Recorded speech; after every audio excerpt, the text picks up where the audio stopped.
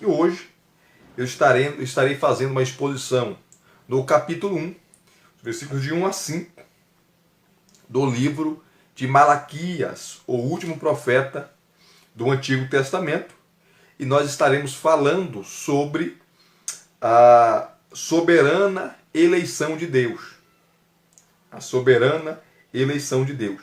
Se você quer uma exposição completa do livro de Malaquias, vá no meu canal no YouTube, Professor Elias Almeida, entre lá na playlist do nosso canal e você vai ter lá a exposição de Malaquias, Sofonias, Zacarias, Romanos, a exposição de Judas. Estamos terminando a exposição de Gálatas, também a exposição de Eclesiastes, enfim, várias exposições de vários livros você vai encontrar lá. Nós também estamos pensando em começar a exposição do livro de Hebreus. Nós fizemos a exposição completa aqui do livro de Hebreus no Facebook e estamos pensando em expor novamente esse livro, o livro de Hebreus, no nosso canal no YouTube. E aqui o texto de Malaquias, o versículo 1 fala assim, Malaquias capítulo 1, versículo 1. A sentença ou peso, sentença, a minha versão, que é a NAA, traz sentença, outras versões vai trazer peso, que é a mesma coisa. Sentença pronunciada pelo Senhor contra Israel por meio de Malaquias. Nada sabemos acerca de Malaquias, nada. Quem é o seu pai, a sua mãe, de que tribo ele era, a sua origem, sua cidade, não sabemos de nada. Assim como outros profetas, né?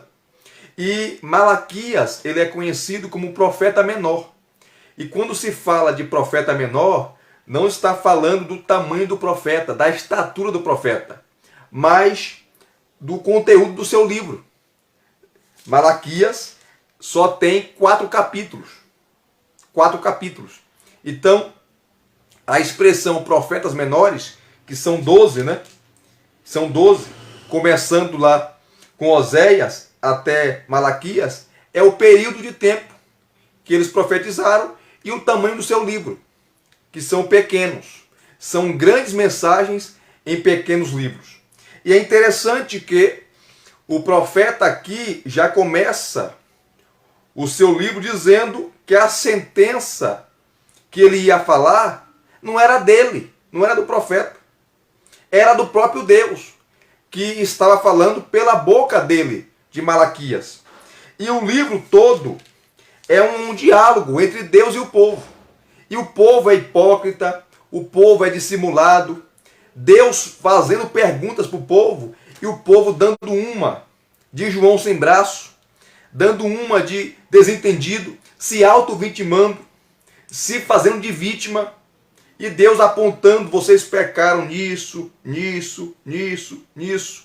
Nessa época aqui, de Malaquias, o povo estava sob o domínio estrangeiro, o domínio persa. 3 profetas profetizaram pós-cativeiro babilônico. Lembra do cativeiro babilônico? Onde o povo ficou 70 anos no cativeiro. E o império da época era a Babilônia. Depois o poder muda de mãos, o cetro muda de mãos, sai da Babilônia e vai para o Império Medo-Persa. E o imperador desse império era Ciro. E Ciro assina um decreto e o povo retorna de novo para Jerusalém para reconstruir a cidade, reconstruir o templo. Aí entra Ageu, Zacarias e Malaquias, os 3 profetas que profetizaram depois do cativeiro babilônico. Depois de Malaquias, não tem mais profeta. Nós temos aí 400 anos de silêncio, aonde vai aparecer depois desses 400 anos João Batista. Porque João Batista, ele é uma dobradiça, né? Porque ele fecha o Antigo Testamento e abre o Novo Testamento. Inclusive, no capítulo 3, versículo 1, parte A, de Zacarias, de Malaquias, nós temos uma profecia acerca de João Batista, como também o capítulo 4. Mas não é isso que nós iremos tratar. Rapidamente aqui o contexto histórico. Então, o livro é um diálogo entre Deus e o povo. Deus apontando os pecados do povo e porque o povo estava naquela situação. Por culpa deles, do pecado deles. Porque desobedeceram a lei do Senhor, a aliança do Senhor. O povo tinha quebrado a aliança. Mas Deus nunca quebra a sua aliança. Deus sempre é fiel. O povo pode ser infiel. Nós podemos ser infiéis. Mas Deus sempre será fiel, porque a sua promessa é imutável. A sua promessa é para sempre. A sua promessa, ele coloca o peso da sua palavra e o seu nome. E ele não volta atrás. Então, falado essas palavras, dando aqui rapidamente o contexto histórico desse profeta, o profeta pós-cativeiro, assim como Ageu e Zacarias, nós temos aqui, os versículos 2 a 5, um diálogo do povo com Deus, aonde o povo vai reclamar com Deus, aonde o povo vai reivindicar, cadê as promessas que o Senhor fez a Abraão, Isaque e Jacó, que nós, a descendência de Abraão, seríamos abençoados, iríamos prosperar, iríamos crescer, aonde colocássemos as plantas dos nossos pés, seria nosso. Bendito seria a nossa macieira, bendito seria o nosso entrar, o nosso sair, o fruto do ventre das nossas mulheres, os nossos filhos. E agora estamos sendo dominados por um governo pagão, gentil. Estamos sendo dominados por reis pagãos. Estamos empobrecidos. Estamos numa situação complicada. Estamos numa situação totalmente adversa. A partir do versículo 6, Deus vai mostrar os pecados do povo e porque eles estavam naquela situação. Deus vai denunciar o pecado do povo. Deus vai denunciar os pecados dos sacerdotes. Enfim, estavam a balbúrdia. Por isso que eles estavam naquela situação, naquele apagão espiritual. Então, o diálogo dos versículos 2 a 5 é entre Deus e o povo. E o versículo 2 começa com as palavras do Senhor. Deus conversando com o povo. Porque é sempre Deus que vai atrás do povo. É sempre a graça que vai atrás do pecador. É sempre Deus que estende a mão da graça, a mão da misericórdia. É sempre Deus que estende a sua mão poderosa para ir atrás do povo.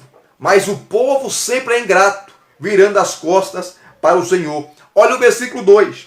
O texto diz assim: o Senhor diz, Yahvé diz, Adonai diz, eu sempre os amei. Olha só, eu sempre os amei. E o amor aqui é um amor eletivo de Deus. Lembra que Deus, na sua eleição soberana, esse é o tema, ele havia escolhido Jacó e não Esaú. E aqui não tem presciência, conforme dizem os arminianos. Nada a ver. Aqui não tem presciência. Porque Deus escolheu Jacó antes de ele nascer. Antes de ele fazer bem, de ele fazer o mal. Deus escolheu Jacó para um propósito. E Deus escolhe Jacó e não escolhe Esaú. Nós temos lá em Gênesis capítulo 25, que eu não vou ler por causa do tempo, que a sua mãe, Rebeca, a mãe de ambos, que eles eram gêmeos, Esaú e Jacó, ficou grávida. E estava tendo uma luta dentro do ventre, entre ambos, os meninos, Esaú e Jacó. E ela foi orar ao Senhor. E a resposta de Deus foi essa: no teu ventre há duas nações.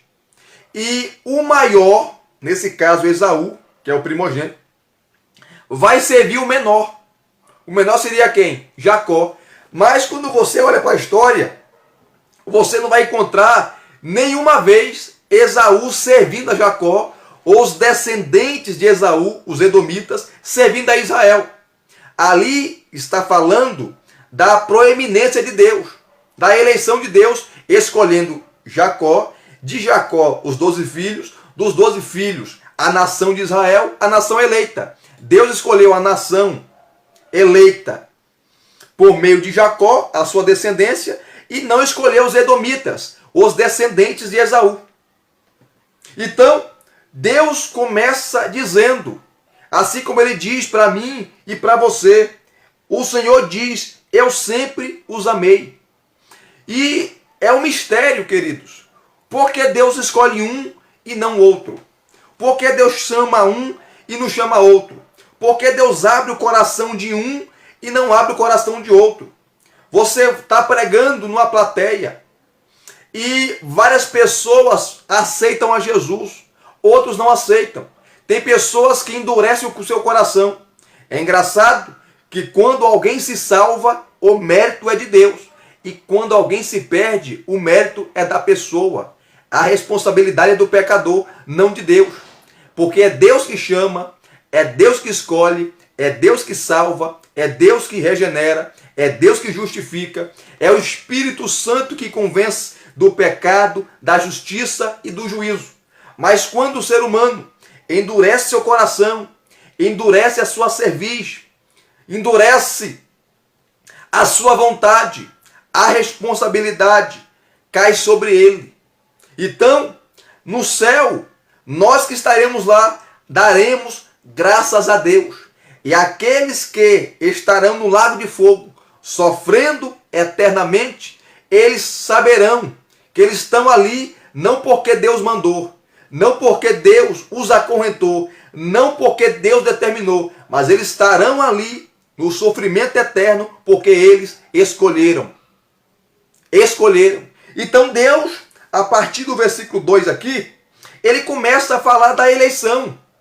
Olha só o versículo 2. O Senhor diz, Deus conversando com o povo, eu sempre os amei. Aí, a parte B do versículo 2, você vai ver a queixa do povo. O povo vai reclamar. Que amor é esse? Se o Senhor nos ama, por que estamos nessa situação? Se o Senhor nos ama, por que estamos pobres? Se o Senhor nos ama, cadê as promessas que o Senhor fez ao nosso pai Jacó, ao nosso pai Isaac, a Abraão, os patriarcas? Cadê as promessas que o Senhor fez a eles, que nós seríamos abençoados? Então você vê aqui o povo dissimulado.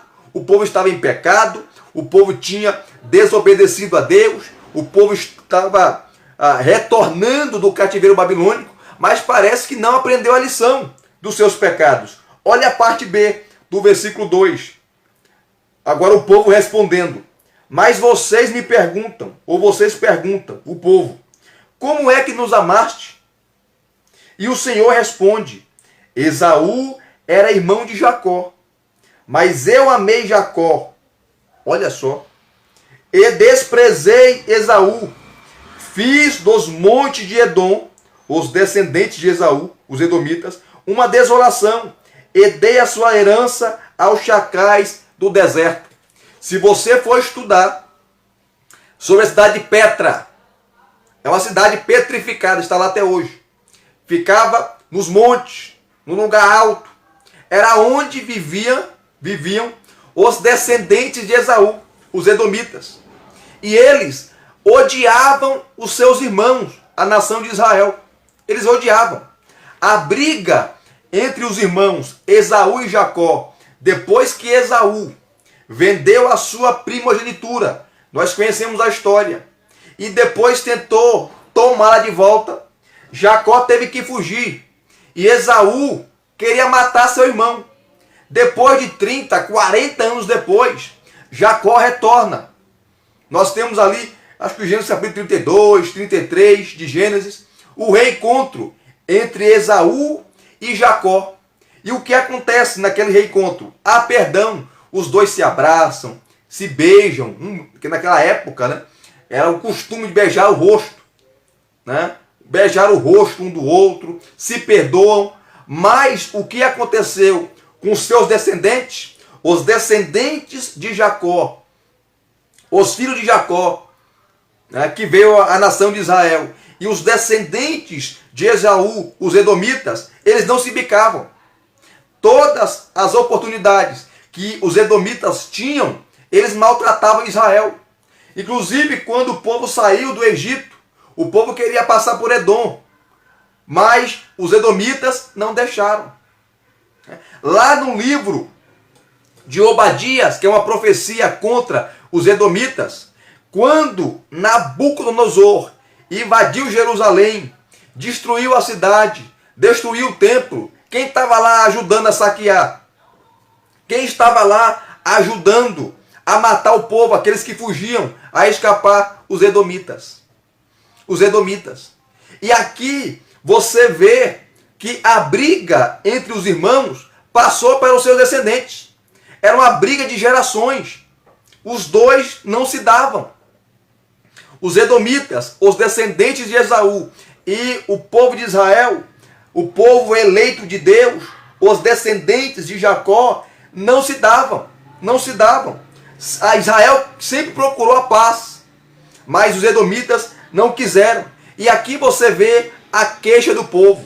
E Deus está respondendo: eu amei vocês. Em outras palavras, se eu não amasse vocês, vocês estariam destruídos.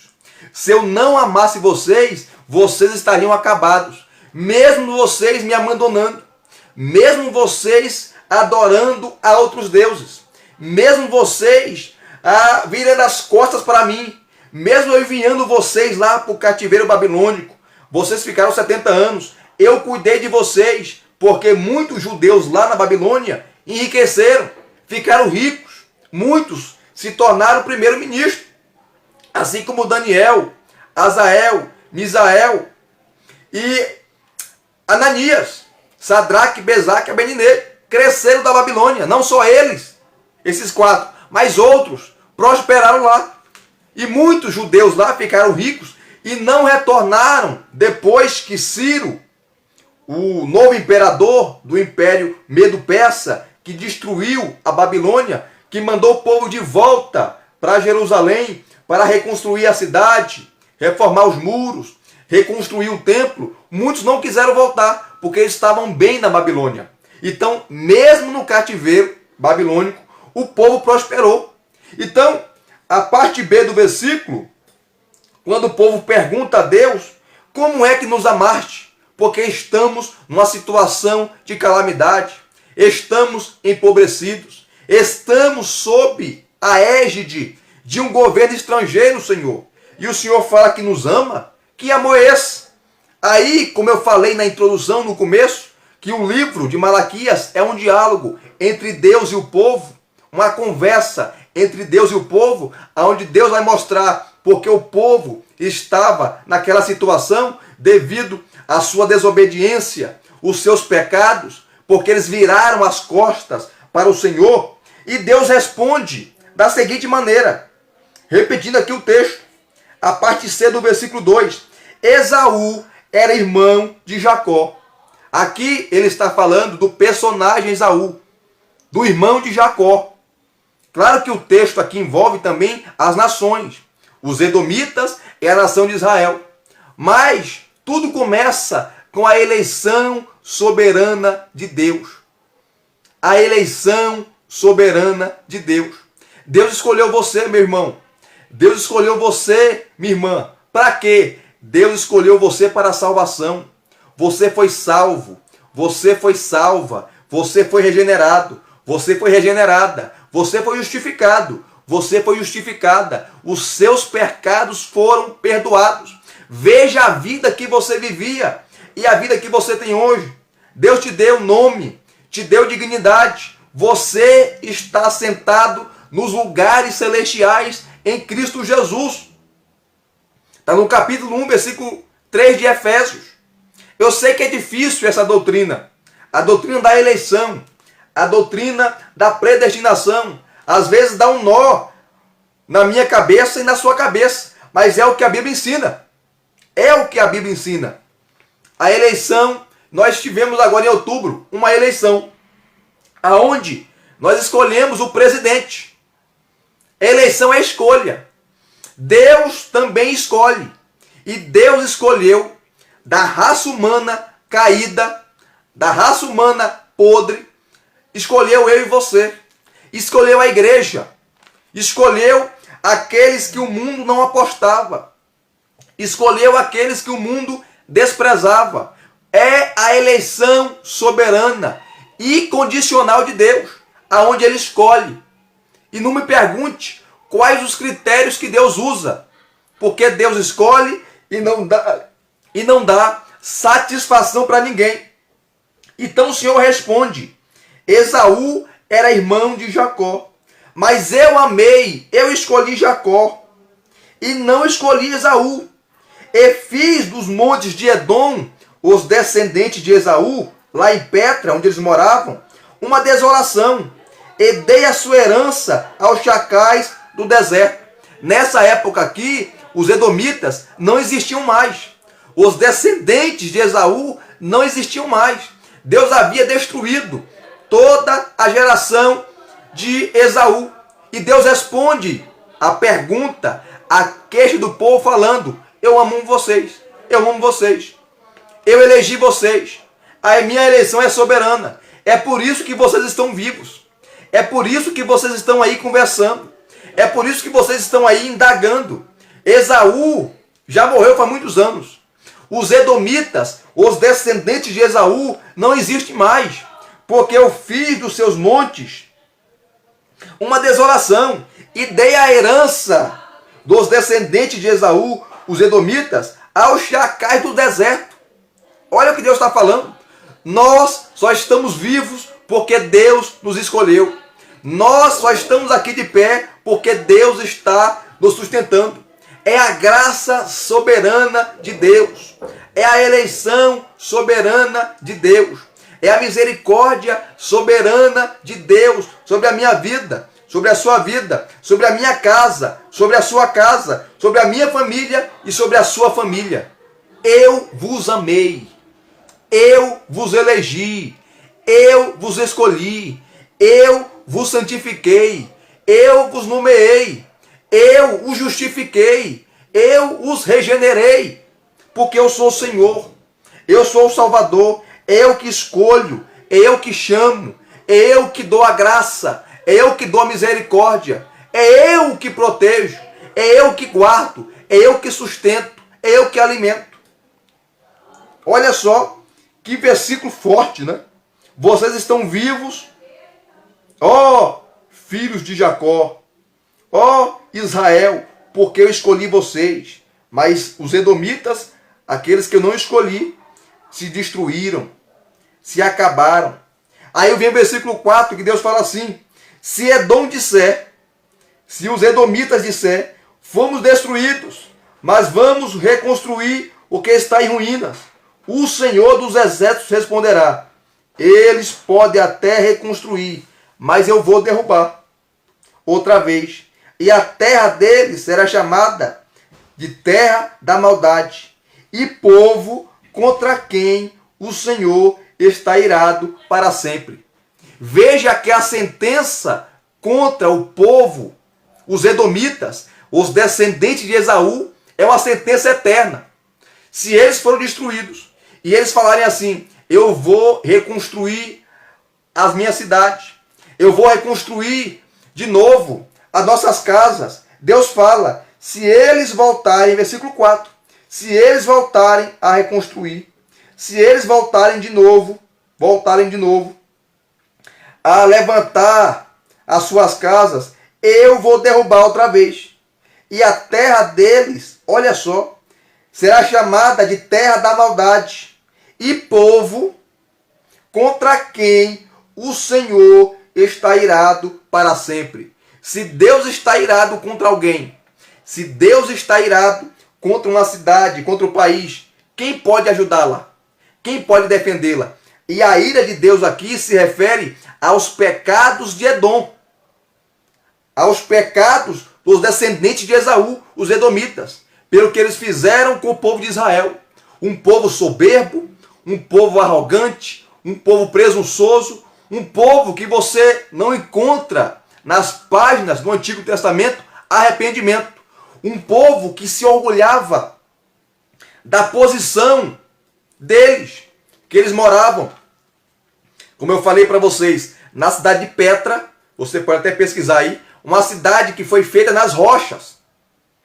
e ficava em montes muito altos. Então, para subir lá era muito difícil. Muito difícil. Mas depois Petra foi saqueada. E os descendentes de Esaú, os edomitas, foram mortos, foram destruídos. E aqueles que conseguiram fugir, e aqueles que conseguiram escapar, também morreram, também foram mortos.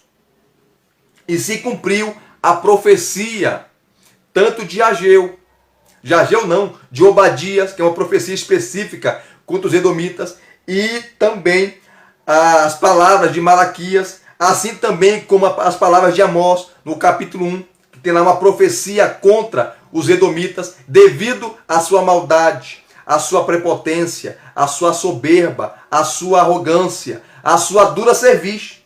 Então Deus está falando, se eles, os edomitas, reconstruírem aquilo que foi destruído, eu, Senhor, vou derrubar novamente, porque eles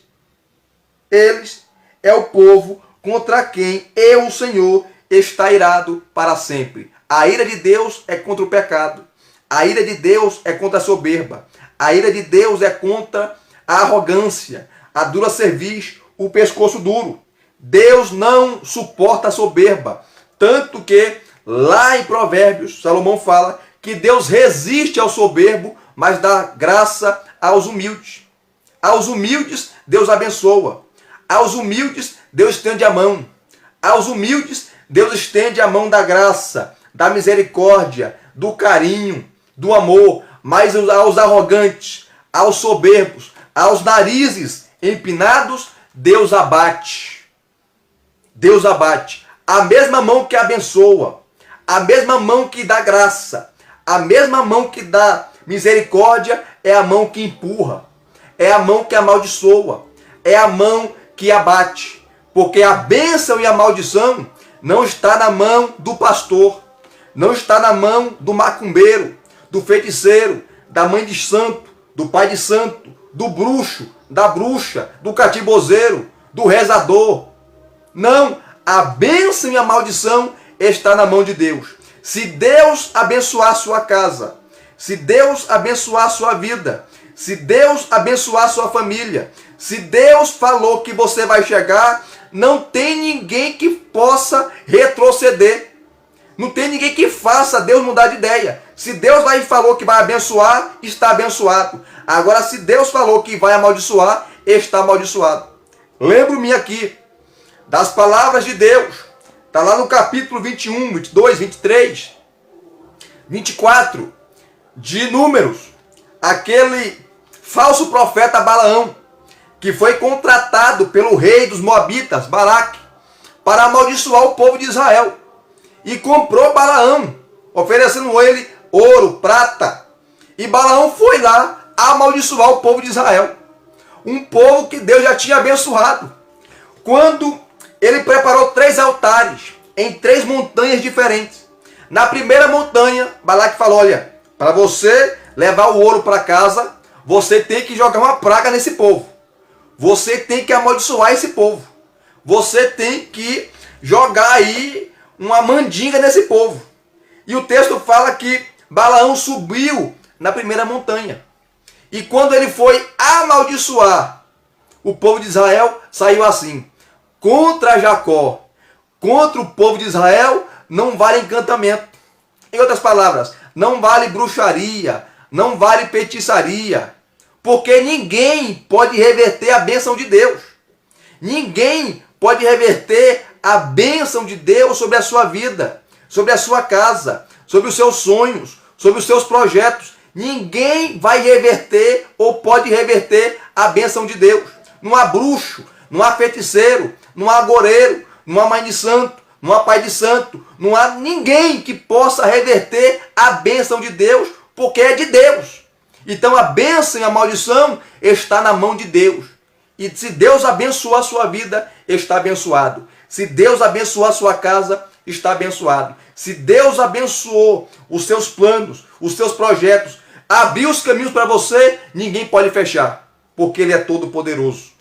E aqui você está vendo a eleição soberana de Deus. Deus escolheu Jacó, e de Jacó os 12 filhos. Dos 12 filhos, a nação de Israel. E era por causa disso que o povo não havia sido destruído. Assim como foi destruído os descendentes de Esaú, irmão de Jacó, os edomitas. Aí no versículo 5, vamos concluir. Deus falando com o povo. Versículo 5. Vocês verão isso com os seus olhos e dirão: o Senhor é grande, também fora das fronteiras de Israel. O Senhor é grande, fora das fronteiras de Israel. Porque eles pensavam que Deus era só deles. Não, Deus é de todos aqueles que confessam o seu nome. Deus é daqueles que se arrependem. Deus é daqueles que se humilham. Deus é a favor daqueles que reconhecem a sua pequenez, que reconhecem a sua pecaminosidade, miserabilidade, que reconhecem que não são nada. Esses, os corações quebrantados, os corações que se derramam no altar de Deus, aí Deus estende a mão.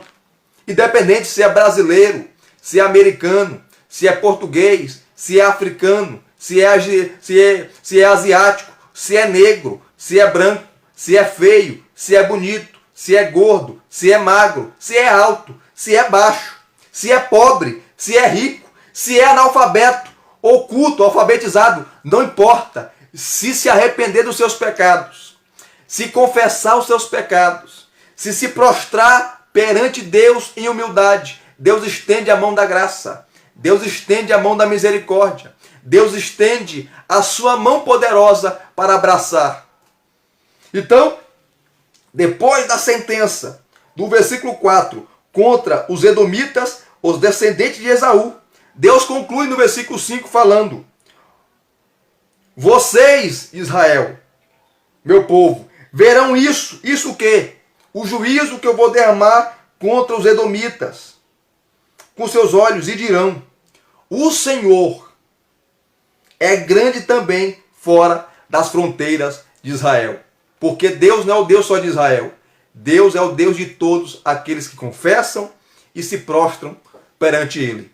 E aqui nós terminamos essa exposição bíblica. Lembre-se que você foi escolhido. Lembre-se que você foi eleito. Assim como Deus escolheu Israel como nação para propagar o seu nome entre as nações, Deus escolheu a igreja.